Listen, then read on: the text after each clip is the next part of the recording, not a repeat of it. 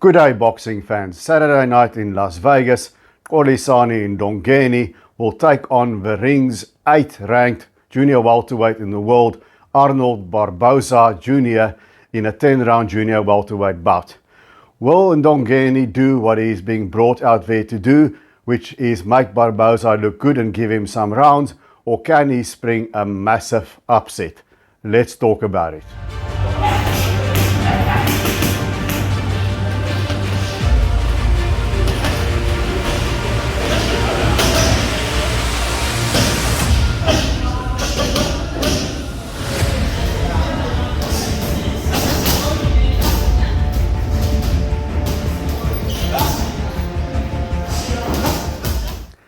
Arnold Barboza Jr. is 28-0 with 10 knockouts. Xolisani Ndongeni sits at 31-3, if I'm correct, and there's also another loss there on the road that's not on his record. Apparently it was an exhibition. Now, they're more or less the same age. Barboza's got the height and the reach advantage, and Ndongeni has got enough experience that at this stage he can basically fight anyone in the world. But does he still have the will to win? Does he still want to be a world player? Because his career trajectory seems to be on the downward slope now. And Barboza is obviously on the upward slope. And it's on a very big platform on the zone in Las Vegas, on the card that features the return of Virgil Ortiz against Frederick Lawson. Now, that fight doesn't interest me that much if Virgil Ortiz is on top of his health issues. If he's at all what he used to be, then he should win that by knockout. But obviously, I'm intrigued by Barboza and Ndongeni, because Ndongeni is our guy here in South Africa. Now, he suffered his first defeat against Devin Haney, who we know is an elite level fighter, just put on a great performance against Regis Prograis, so no shame in that loss. And then he suffered a massive upset knockout here at home against Prince Dlomo. But he's recovered well from that. He's even scored a win over the Thai fighter up in Hong Kong, who once challenged Josh Taylor. And he's been on the road ever since. And he's also the only man to take the red-hot prospect Ernesto Mercado the distance in Nicaragua. And he's got these few losses now. But he has competed at quite a high level internationally. But now, can he beat Barboza? Who is Arnold Barboza? Now, he is a sort of a cagey fighter, I can describe him. He's got some very solid wins on his record. His last win was against former world champion Jose Pedraza. He wasn't extremely impressive in it. He basically fought on the back foot, circled Pedraza and pot-shotted him with clearer shots, and he got a win that way. And the fight before that against Danielito Zorrilla, who we see almost upset Regis Prograis a while back. It was a very competitive fight. He won well enough, and there he stood his ground more. Now, sometimes if someone's putting pressure on him, I've noticed he drops the left hand in that American style, and then his opponent can take advantage. Jose Pedraza tagged him a couple of times, but he took it well. And against Zorrilla, he stood and traded more, and he held his ground. He throws every punch in the book. I think he's got a good arsenal. He's got good technique. I think the thing about Barboza is, if I may say, I think when Pedraza put him under pressure, he looked very uncomfortable there for a moment. And Pedraza, we know, is also a guy that used to be a world champion, but is sort of going at the tail end of his career. So I don't think that Xolisani Ndongeni can win a boxing match against Arnold Barboza on Saturday night.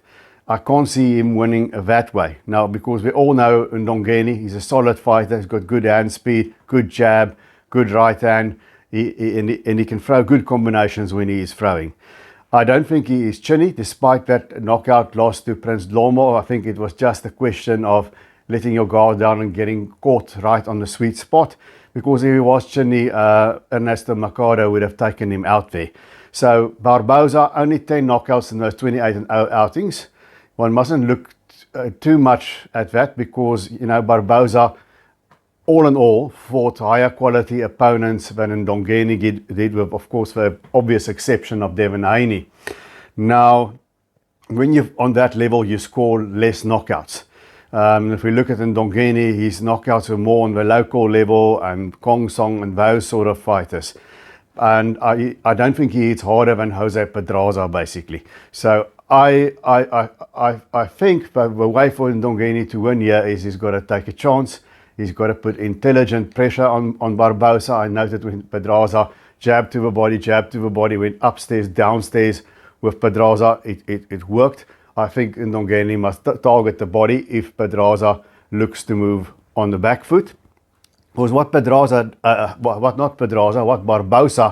does very well is he likes to counter punch when he's on the back foot, and he tries to walk you onto shots, walk you onto an uppercut, walk you into a hook, walk you onto the right hand. And that's something that Ndongeni must watch out for, because when he throws his punches, when he really puts the mustard into it and he throws himself off balance. And sometimes, he can miss and he throws himself off balance. His balance, I think, is sometimes a weakness of Ndongeni. And if he throws himself off balance against Barbosa, he's going to get clipped. And that's one way I can see Barbosa perhaps stopping Ndongeni. But I don't see Arnold Barboza. He hasn't got that killer instinct to me. So if he doesn't walk Ndongeni onto a shot and takes him out, I think we're looking at a distance fight. And now for Xolisani Ndongeni to win this fight, he's going to have to take chances. He's going to have to chase Barbosa down, go to the body, go to the head, and he's going to have a higher work rate. And my feeling is, fighters reach a stage in their career where they just go and become sort of gatekeepers or high-level journeymen, where they travel the world and go for the best possible money. And I have to wonder, Ndongeni is quite a marketable guy. He's got things going on outside of boxing. Does he really, in his heart, want to spring a massive upset, be on top again? Because this will completely turn his career around, and fight the likes of Devin Haney or Teofimo Lopez and that kind of fighter. Because I think it's clear he's not on that level. If we look at Barbosa, he's obviously a top 10 contender on a non-sanctioning body ranking system like the Ring, which says much more than the sanctioning body's rankings. But do I think Barbosa has got the ability to be world champion? Yes, he's world class. He can be world champion. But if that world champion is Devin Haney or Teofimo Lopez, providing Lopez is on his good nights, I don't think so. Barbosa to me is not that kind of special. So I think Ndongeni must take a chance here. But does he still have it in him to take a chance? I saw the fight against Mercado, and to me, it looked like he was just fighting to survive. Now, Mercado is a big puncher, can understand that he's wary, but I think he should have thrown more, he should have taken more chances, because he fought like he was focusing on going the distance. And that is what worries me about Ndongeni at this stage. Is he there for a big payday? Because he's good enough to do this for a long time, fight the top guys, and he's crafty enough to not get himself hurt too badly and go the distance. But is he going to take the chances to win? Because if he takes those chances, there's always a chance you end up on the floor. But sometimes you've got to roll the dice. And I wonder if that's his mentality. I think it's going to be hard outboxing Barbosa. Barbosa is a cagey guy. You can eat him, but I think you have to put him under pressure. And I don't know if pressure is Ndongeni's game, really. So I have my opinions on this fight. You guys must tell me in the comment section, who do you got winning? How do you have them winning? And why are they winning? But I think it's two careers moving in the opposite end. And guys, also please take a moment to smash that like button. I'll greatly appreciate it. But I've got to pick a guy here, and obviously my heart is with Xolisani Ndongeni. I've met him before. He's a good guy. I think he's been a good ambassador for South African boxing. And I want him to spring a massive upset, and I'll be rooting for him. But I just can't see it happening. I don't think it's impossible. He's not fighting Devin Haney. He's not fighting Teofimo Lopez. But he is fighting a very good, undefeated, world-class opponent with height and reach advantages on his home turf in Las Vegas. And he's not going to win a close decision if there's 1 or 2 rounds in it.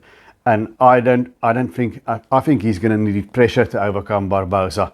And I don't think that's his mentality at this stage. But I do think he's crafty. I do think Barbosa doesn't have the greatest killer instinct. So I think Ndongeni is going to play it safe, stay out of trouble. He'll have a moment or two, he'll compete, but I don't think he's going to win. So my pick here is Arnold Barboza Jr. to win a clear-cut decision. And I don't think Ndongeni is going to throw himself off balance like he did against Kong Song, because he's in with a better class of opponent now. And so I think he'll keep things tight, much like he did against Devin Haney. And I don't think it's going to be that wide of a margin, but I think Barbosa wins this by unanimous decision. Tell me what you guys think. Please remember to subscribe. And until we see each other again, remember to keep those hands up.